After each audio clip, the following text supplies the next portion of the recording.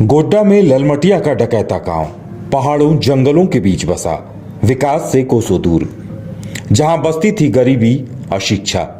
लेकिन वहां के हालात को देखते वहां सामने आया आदिवासी समुदाय से एक युवा सूर्या, जिसने हालात बदलने की सोची। वहां संसाधनों का दोहन करने वाली कंपनियों को अल्टीमेटम दे डाला कि पहले स्कूल खोलो, अस्पताल खोलो, फिर संसाधनों का दोहन करो, नहीं तो आर्थिक नाकेबंदी होगी और सब कुछ रोक दिया जाएगा।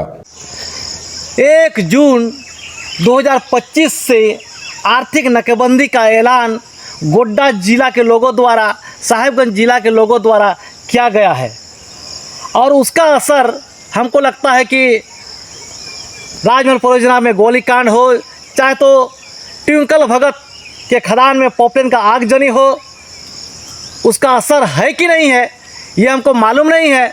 और जो किया भी होगा गलत तरीक़ा से उस पर तो एफआईआर होना ही चाहिए, जेल जाना ही चाहिए। लेकिन जो लगातार हम लोगों ने जो लेटर जारी किया है, जनवरी, फरवरी, मार्च, अप्रैल, मई, जून, हर 15 दिन पर जो लेटर जारी किया है, शिक्षा नीति को लेकर के, स्वास्थ्य नीति को लेकर के, रोजगार को लेकर के, संथाल रेजिमेंट को लेकर के, आदिवासी लड़की, पहाड़िया लड़की दूसरे जातों में निकल के चले जाते हैं, इसके बाद आरक्षण पर छेड़छाड़ करता है। ऐसा मुद्दा हम लोगों ने जो खड़ा किया है उसके लेके पत्र जारी हुआ था और जारी होने के बाद आज तक कोई समस्या का समाधान नहीं हुआ।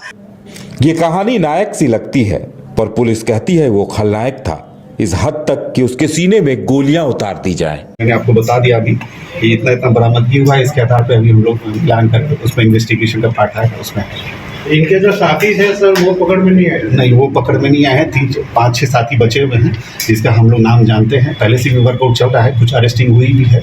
अभी हम लोग लास्ट 2-3 दिन पहले जो साहिबगंज में ऑपरेशन चलाए उसमें साहिबगंज में 2 अरेस्टिंग हुई है। यहाँ हम लोग अभी नहीं हुआ है। 4-5 गैंग बचे हुए हैं, उसको हम लोग जल्दी।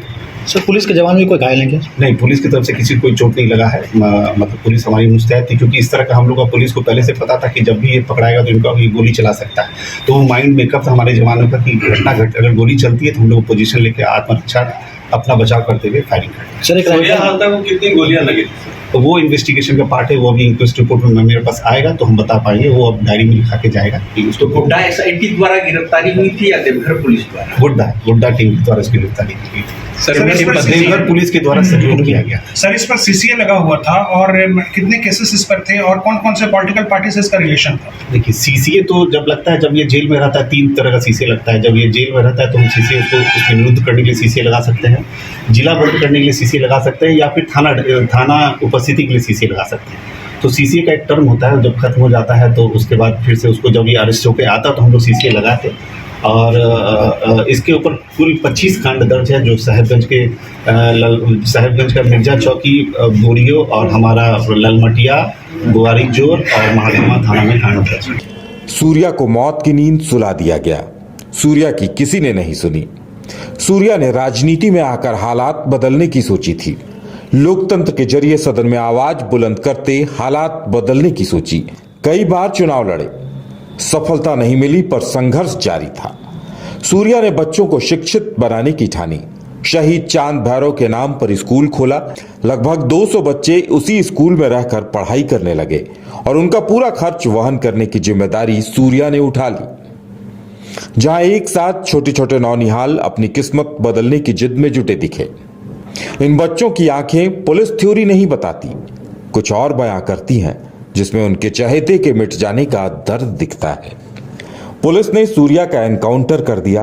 कैसे किया, क्यों किया, किस अपराध में किया, उसकी अपनी थ्योरी है। लेकिन सबसे बड़ा सवाल यही है कि अब इन बच्चों की जिम्मेदारी कौन लेगा? इनको पढ़ाने, आवासीय स्कूल में रखने की जिम्मेदारी अब कौन निभाएगा? कौन बीड़ा उठाएगा?